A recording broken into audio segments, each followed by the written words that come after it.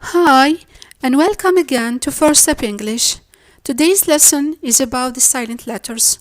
I know it's one of the most commonly and widely tackled topics on YouTube. Still, this topic will never ever lose its scent, cause each YouTuber presents it using his own spices. So just stay tuned and keep watching till the end. For many young learners, this is a silent letter. Indeed, that was my first vision as it. Let's consider the example of the letter B. The letter B produces the sound B.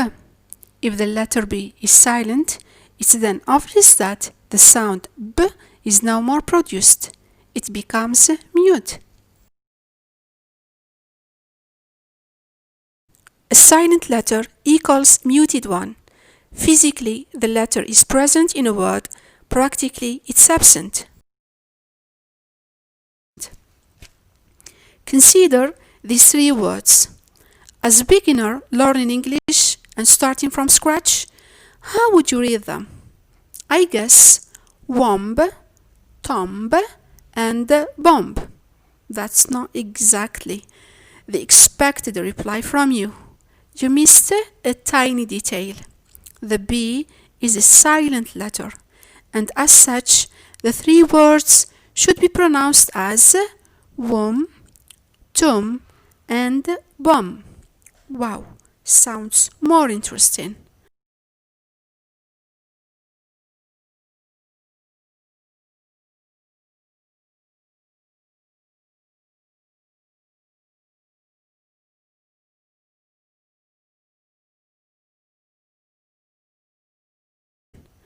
Have a look at this term. How would you pronounce the letter T? Right there in the middle? Not exactly in the middle. You guessed right. It's a mere silent letter. Therefore, its sound is muted. The word becomes listen and not listen. In the word talk, the L loses its sound and the word becomes talk. In the word write, the W loses its W sound and the final E also becomes silent and the whole word becomes right. The tricky English. I love it.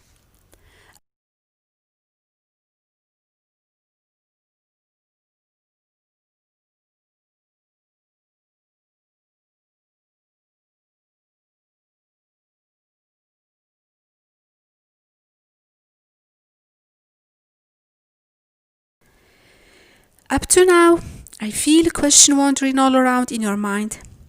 Which letter should be silent in a word and which ones shouldn't be? The answer is quite simple. There are 27 letters in the English alphabet. 17 out of them are silent. They are A, B, C, D, E, G, H, K, L, M, N, P, R, S, T, U, and W. I know, the question is still persisting, isn't it? Let's dive deeper and get closer look at the rules that determine the art of pronunciation and reading. Try to read the first word. I guess you read it as goat. Where is the A? You didn't pronounce it. Do you know why? Simple. The famous English rule says when two vowels go in a walk, the first one makes the talk. As such, these words should be read as boat, goat, soap, load, loan, loaf, road, throat, coat, moan, float, goal, approach, and coal.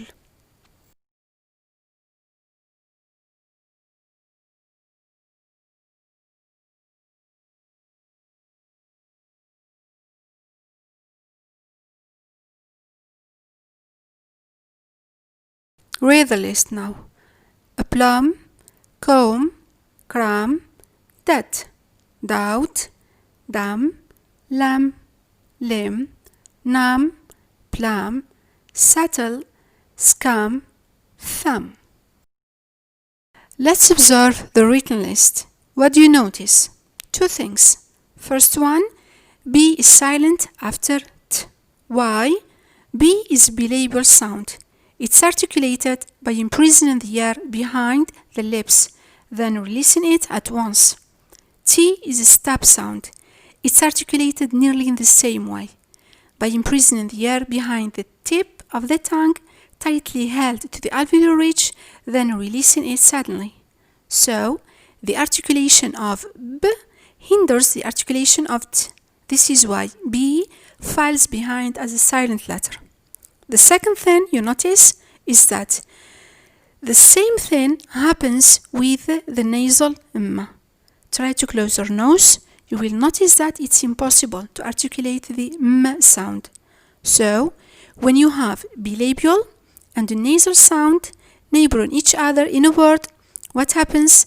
The B sound is reduced to a silent one. With the letter C, things seem to be much more easier than the previous one. Just read the following words and you'll deduce the rule by yourself. You'll need no one to explain things for you. We say scenario, scene, scenery, scent, science, scissors, muscle, descent, fascinate, discipline, crescent. The C is silent after the S letter. Pretty easy to remember, isn't it?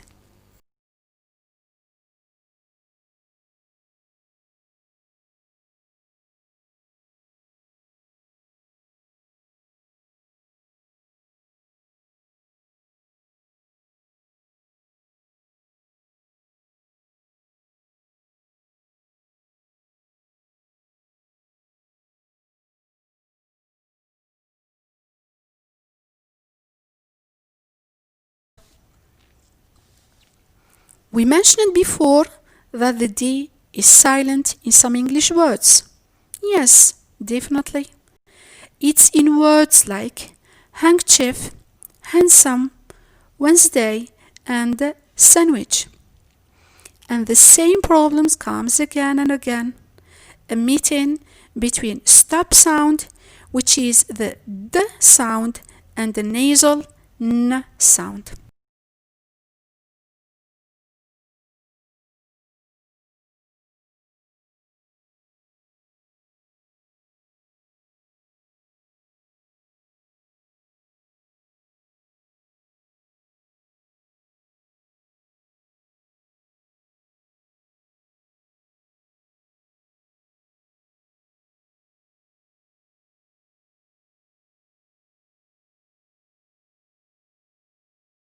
Go on.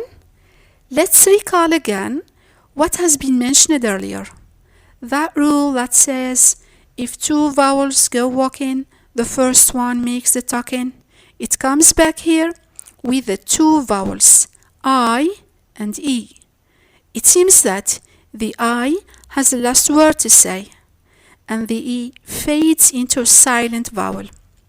So, these words would be read as receive, deceive, perceive, conceive, relieve, foreign, brief, believe, chief, achieve, deceit, ceiling, yield, and science.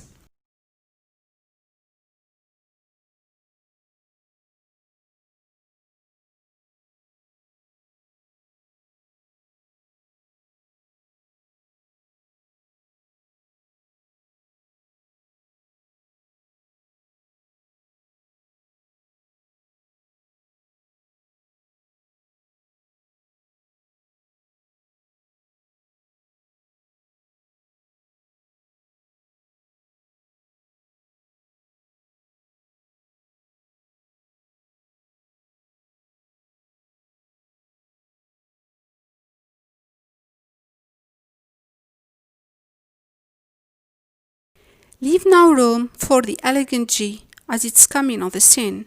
Guess what? If the G is followed by a nasal sound, m or n, it's then muted and reduced to a silent sound. These words will make matters clearer for you.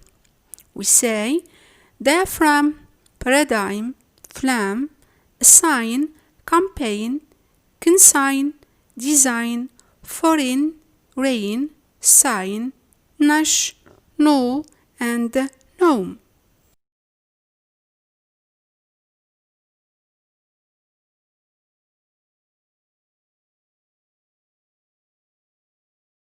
Which is the next one now? The superhero of all the silent letters, the K. It seems that there is a great misunderstanding between the nasal sounds and the stop ones. K is a stop sound, N is a nasal one.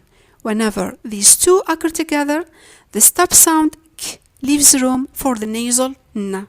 Have a look at the list.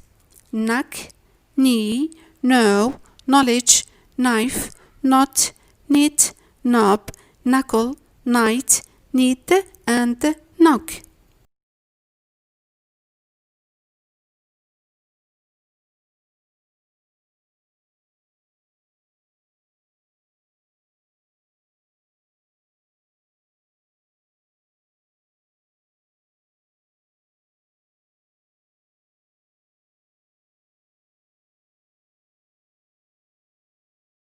We are approaching the end of the list. Be patient and stay tuned.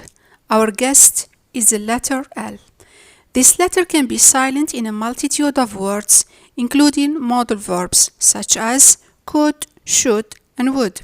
In other words, like have, but only in the British English, not the American one. Calf, behave, chalk, folk, come, palm, walk, yoke, and some. The letter L isn't in love with the stop sound K, neither the nasal M nor the fricative F. This is why it's muted by these sounds.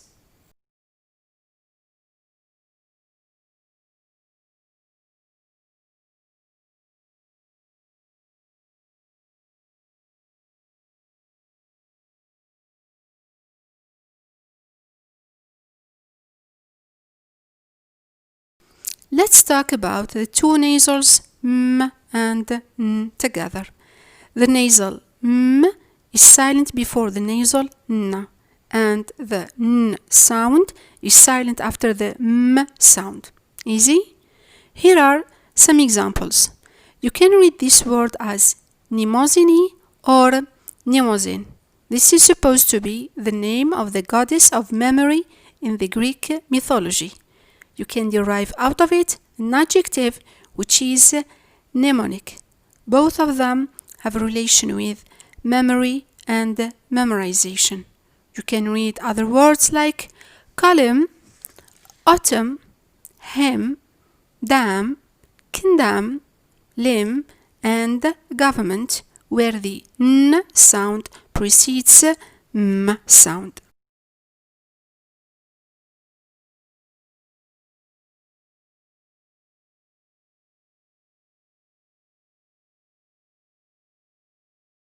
We shall stop up to here with the first part of the lesson. The second part is on the next video. Please have a look at it if you want to get more information about silent letters. If you like my lesson, give me a thumb up, subscribe to get notified about new uploads, comment, share it with your friends. That would be awesome and such great encouragement to carry on.